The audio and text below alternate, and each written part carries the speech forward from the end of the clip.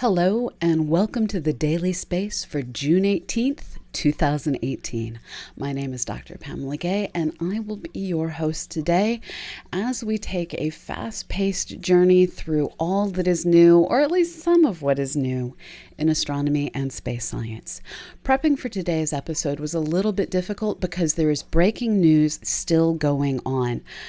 So I am currently trying to follow the feeds of people who are at a meeting of the National Space Council, and there are a bunch of new things in the process of being signed and announced involving Space Policy Directive 3, including, oh man, I typoed that as police in one of my earlier tweets.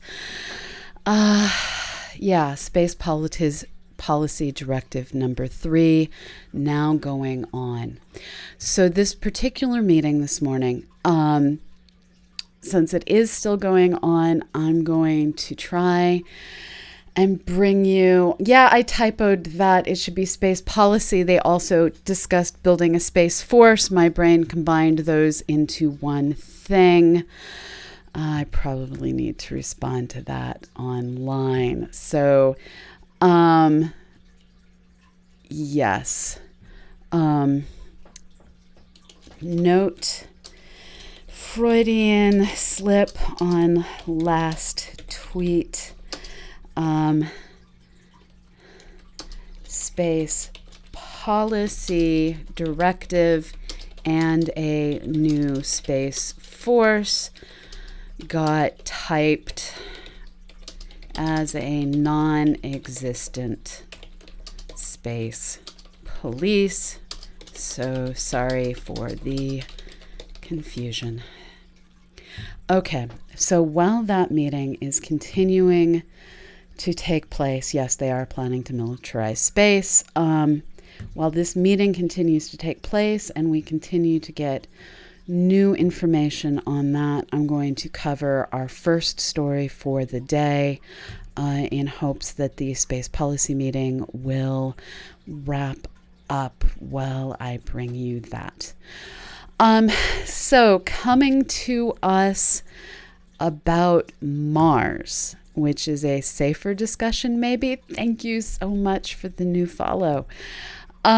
So in other possibly safer news to cover today, we have information coming to us in a press release from the American Geophysical Union that we may have finally made final sense of Medusa Fossae.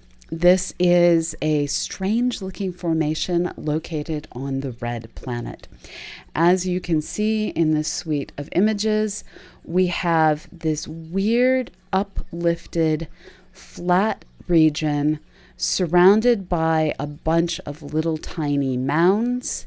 And if your brain is seeing this as a valley and a bunch of holes, you're suffering from a common optical illusion. I promise you this is an upraised surface and a bunch of mounds surrounding it. Here is what it looks like from the surface of the red planet. You see this uplifted plateau, and coming off the uplifted plateau are a variety of different channels. This particular feature is absolutely huge. It is roughly 1/3 the size of the continental United States. Now, trying to understand exactly what this is one of those things we've been doing since the Mariner missions were first able to see this object from their flybys back in the 1960s. It has been theorized for a while that this was probably due to some sort of perhaps a volcanic event or some sort of an uplifting, but trying to make sense of it has been beyond our abilities due to the simple fact that we haven't dug into it and measured how thick the rocks are. Well, it turns out you can get at the density of this object without having to do any drilling at all. We can do this by measuring the anomalies in measured gravity by spacecraft as they fly over different surfaces.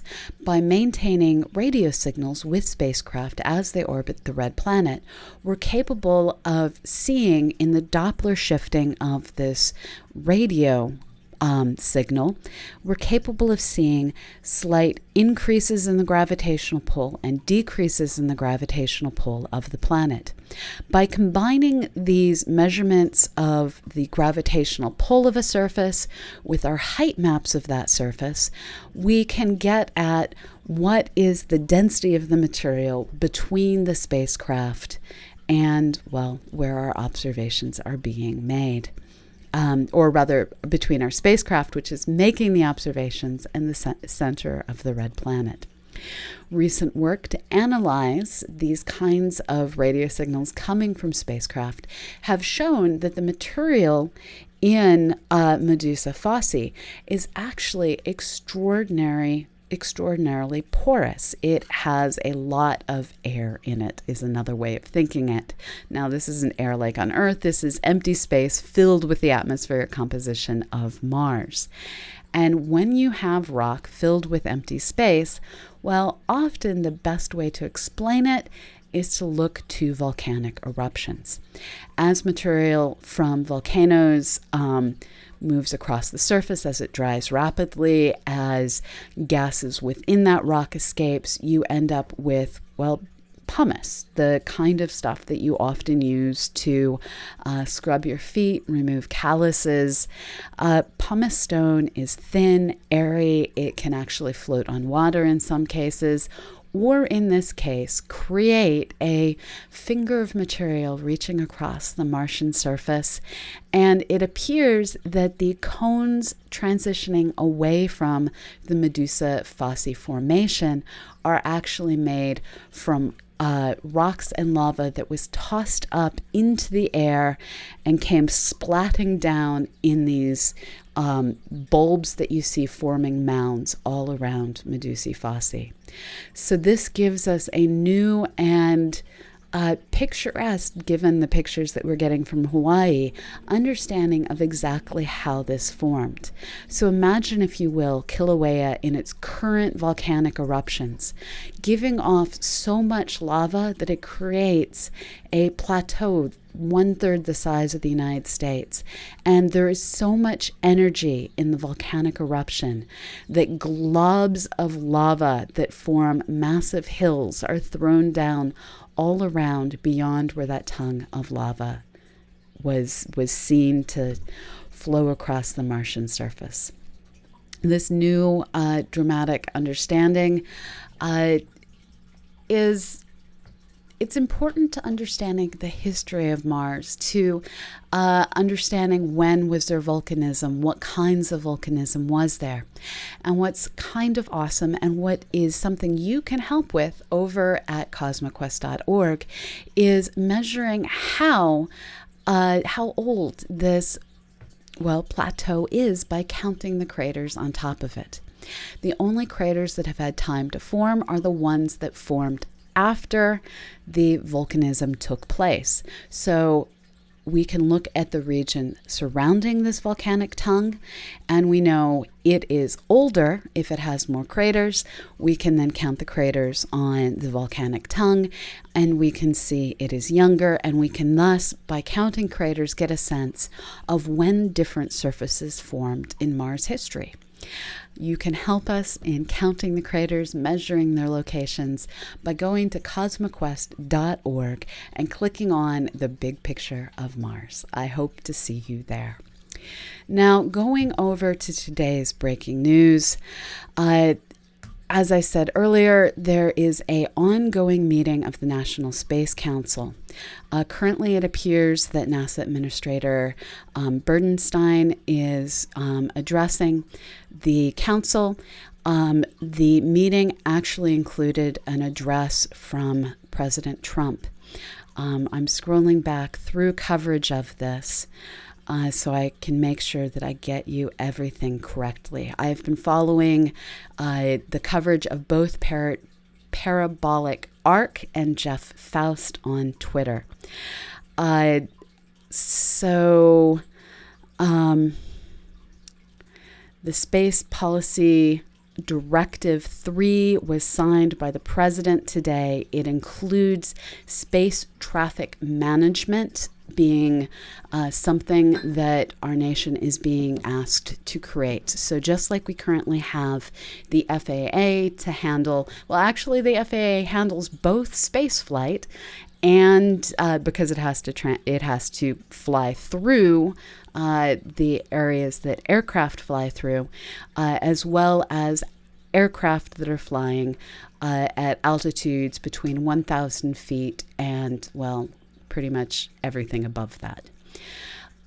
This new call to action is described as very similar to what Vice President Pence described in his speech in Colorado in April, including giving the Commerce Department responsibility for providing space safety services using the DoD catalog.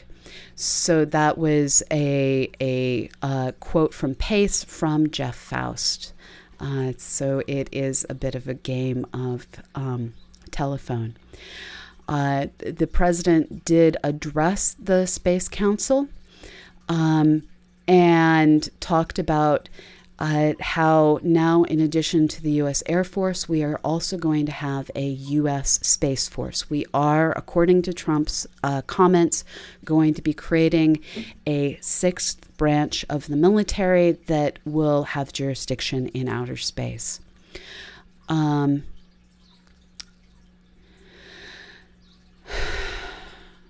Sorry, I'm scrolling through all of the coverage. The way Trump phrased it, according to Faust, is my administration is reclaiming our heritage as the world's greatest spacefaring nation. This includes having the Air Force and the Space Force. Trump is also setting as his next agenda topic for where NASA will go as the moon. He sees getting human beings back to the moon as our highest priority behind getting people to Mars. Faust paraphrases Trump as saying, instructing the administration to embrace the beckoning commercial space industry and develop state-of-the-art framework for space traffic management. We will proudly lead humanity into those forbidden skies, but they will not be forbidden for long. Trump has instructed the Joint Chiefs, I want to wish you luck with the Space Force. So this is a military force that will be governed by the Joint Chiefs of Staff. There will also be regulatory reform that Commerce Secretary Wilbur Ross will be in charge of implementing. Ross says he submitted advance notice of the proposed rules making commercial remote sensing reform to the Office of, OMB. Office, I can't remember what OMB is at this moment. It's one of the management offices for the government that makes sure that everything you're doing fits with federal policies. They are also going to be granting SpaceX a remote sensing license for their upper stage. This means that when we're watching SpaceX launches, we will now have cameras on the upper stage. And there will be blanket licenses extended to all additional space launch companies. The Secretary of Transportation, Elaine Chao, has gone on to say will release new proposed launch regulations by February 1. They're working on the Department of Commerce is working on several other issues, including improving integration with national airspace system and minimizing conflicts. So we have a variety of new work being done across the United States government, from creating a space force with the militaries to creating new commerce policies to creating new transportation regulations.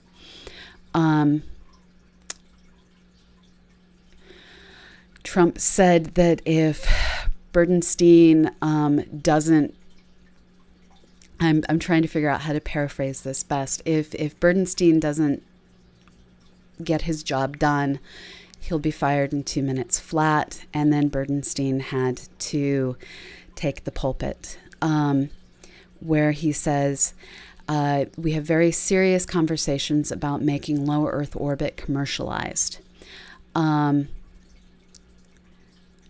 Going back to conversations from Parabolic Arc. So I'm now switching whose Twitter feed I'm looking at. One moment while I switch between the two. So sorry. So from Parabolic Arc, this is Spacecom on Twitter. We have additional information that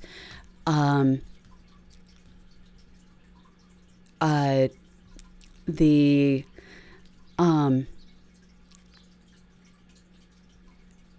commercial space agencies are being encouraged to fly far and fast, essentially. This is me paraphrasing.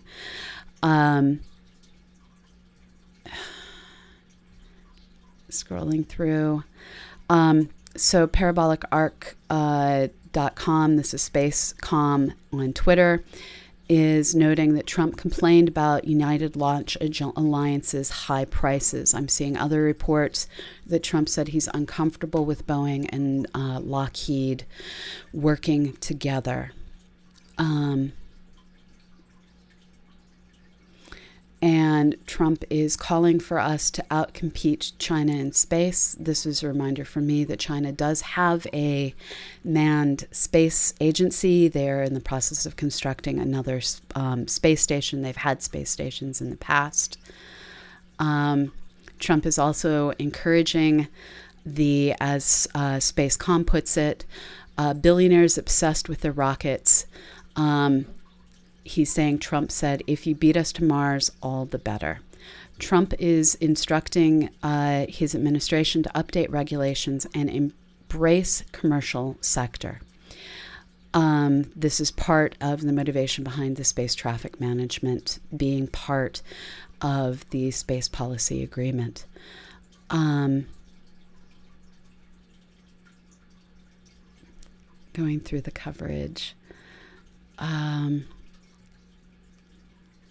So the Office of Space Commerce will be within the Commerce Department. They are appointing a undersecretary, it looks like, to direct this. New director, so it's a director, not a secretary, sorry about that. New director of the Office of Space Commerce will be Kevin O'Connell.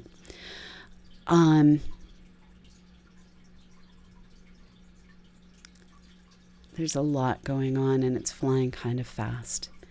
There will be a new, according to Chow, who's from Commerce, there will be a new aviation rulemaking committee created to provide a comprehensive set of recommendations for what new regulations, this is the air traffic regulations, I believe, that's being discussed, should look like. They're looking for 2 new aviation rulemaking committees to minimize airspace conflicts and ensure fair access. The other focuses on spaceports. So we're going to have one committee working on regulations governing spaceports here in the United States, and another governing launch and maneuvering in orbit.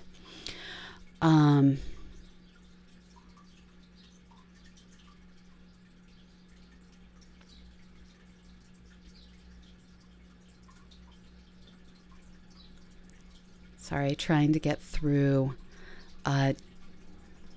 rhetoric to just give you the facts of what's going on.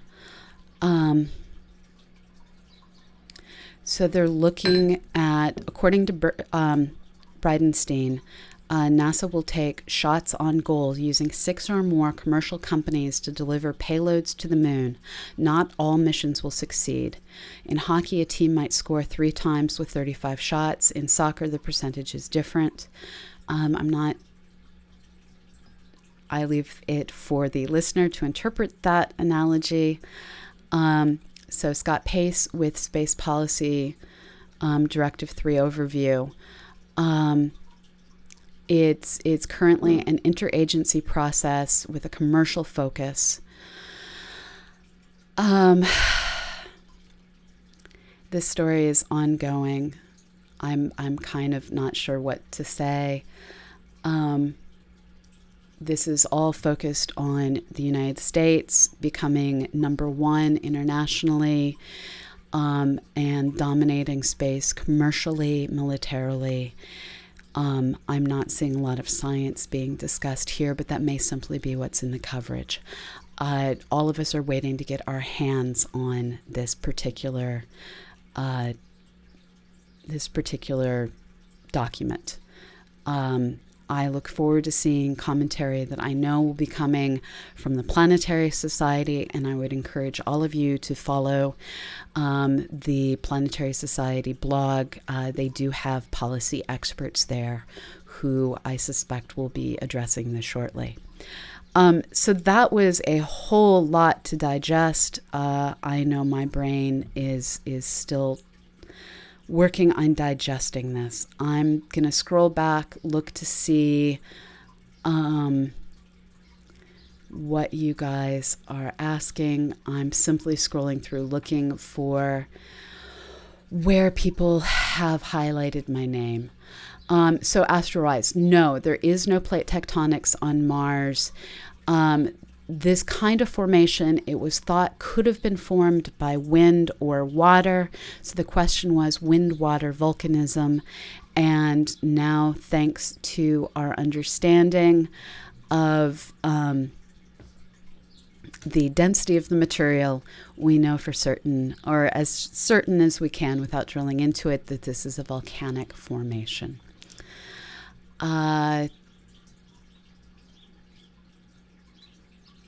So I see that folks are bringing in more news on what's going on with the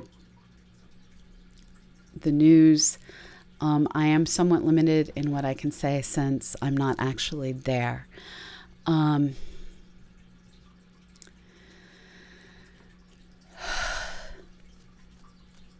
So the blanket license that was given Paranor is simply a blanket license to be allowed to put cameras on the second stage of rockets. This hopefully won't be a dangerous issue. Guido, I'm not sure how this is going to be paid for. We all look forward to seeing Congress's 2019 budget. It's important to remember that Congress provides the budget to NASA, and it is through the congressional budget that NASA has to find a way to compromise between executive orders and congressional funding mandates. Congress has the ability to decide policy by stating, we have these line items that you're required to use the money for, and then the more gradual or generic funding is where executive orders have to be put into action. I will note that there was news last week of cuts to the planetary science budget at NASA within the Science Mission Directorate.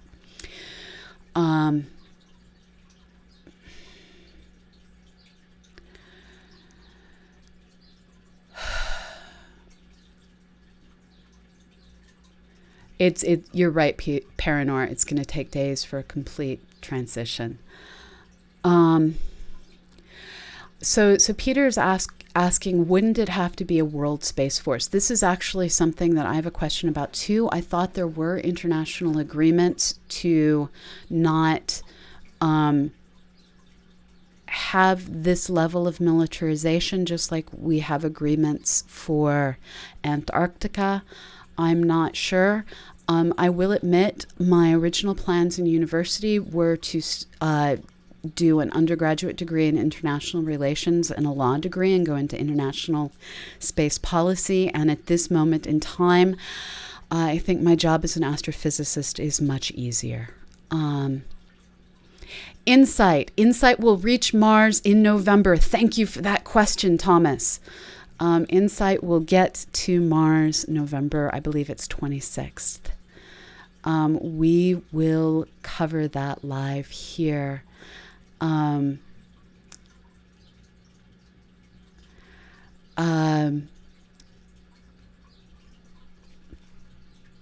So, CosmoQuest is funded, in the name of full disclosure, I have to say, CosmoQuest is funded in part for our citizen science parts, which I do promote through this show.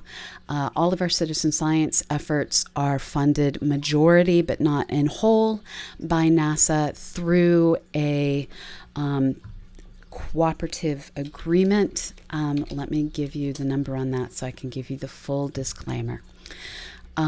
I want to give you this disclaimer that CosmoQuest's citizen science activities and educational activities on our website, cosmoquest.org, are funded in part by NASA Cooperative Agreement NNX17AD20A.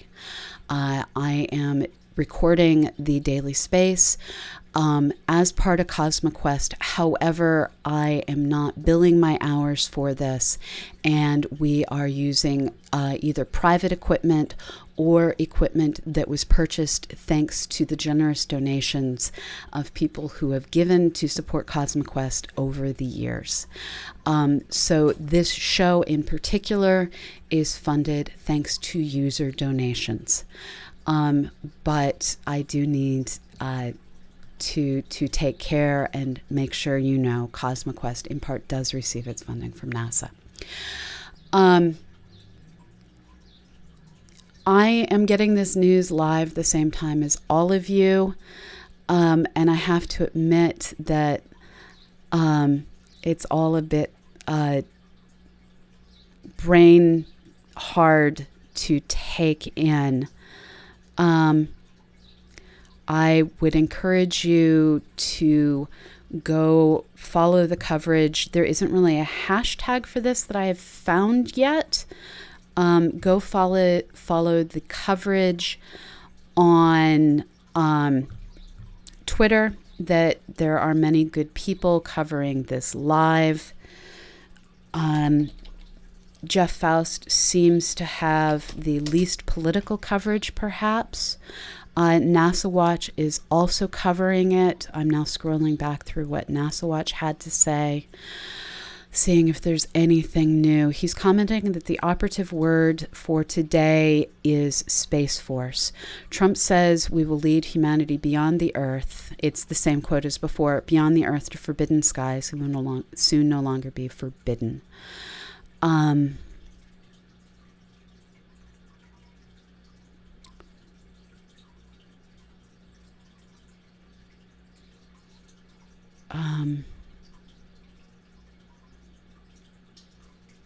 Looking to see if there's any news in his feed that I didn't find mentioned anywhere else.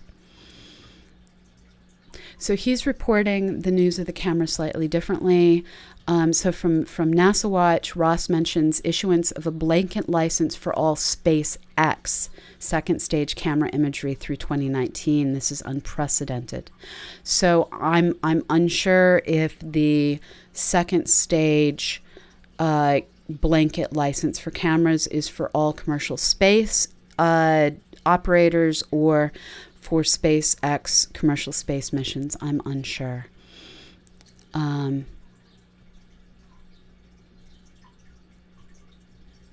So, according to NASA Watch, the NASA administrator talked about more robust landers for prospecting and sending humans to the moon.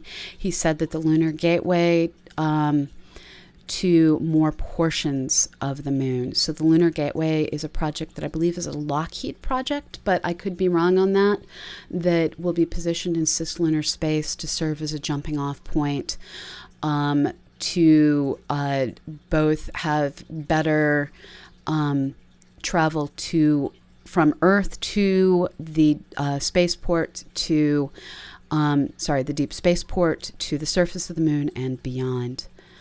There is an overview already up about the Space Policy Directive 3 on NASA Watch.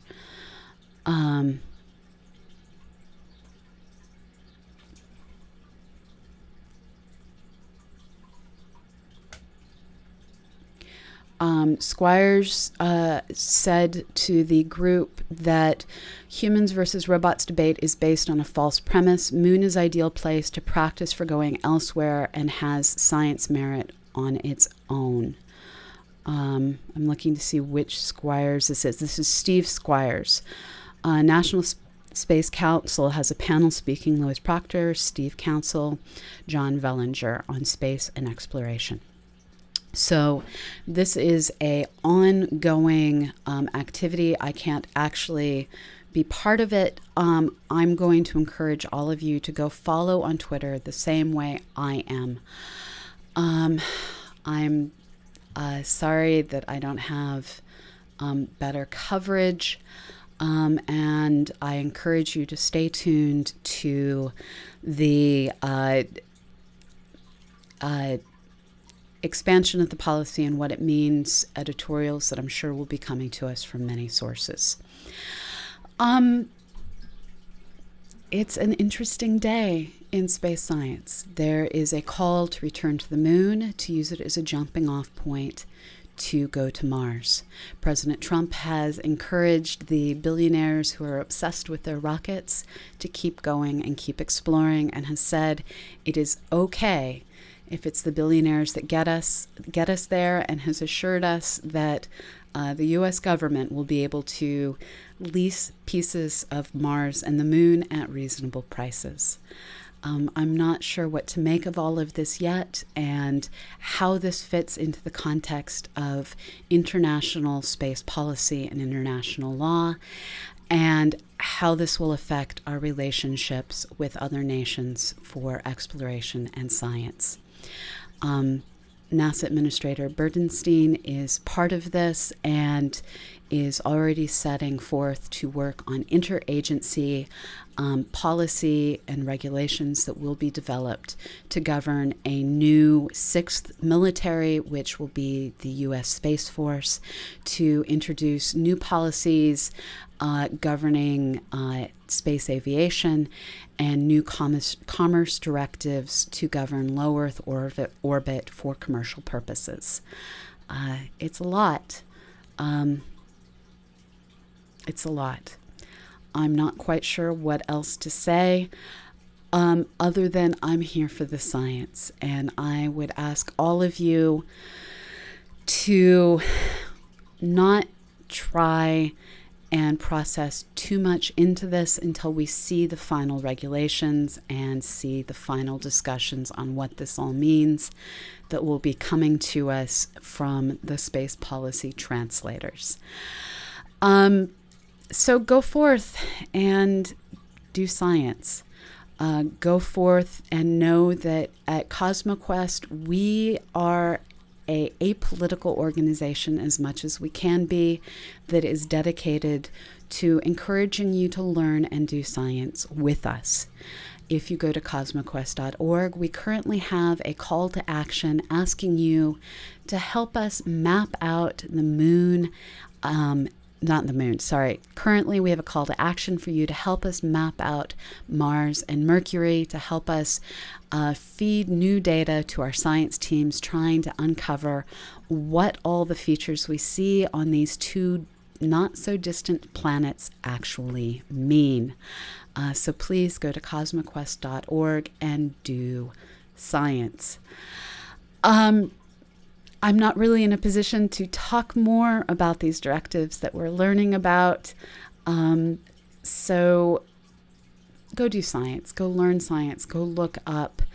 If you are as overwhelmed at this moment by everything that is going on with the world as I am, know that space has your back, always has a greater mystery than anything that man can come up with, and that as near as we can tell, there are no aliens anywhere nearby, and space is a nice, empty place for all of the introverts to escape to, at least with their brains. So thank you for joining me, and if you liked what you see, please give this show a follow. You will be notified when we have new episodes going live. The next thing that we will be covering is going to be purely science related. Tonight, I will be bringing you the CosmoQuest office hours, which are funded by NASA. And I will be discussing hot Jupiters and how it is that they orbit nearby stars and in some cases can get heated up on the outside as hot as a star when they orbit a little too close by a super hot star.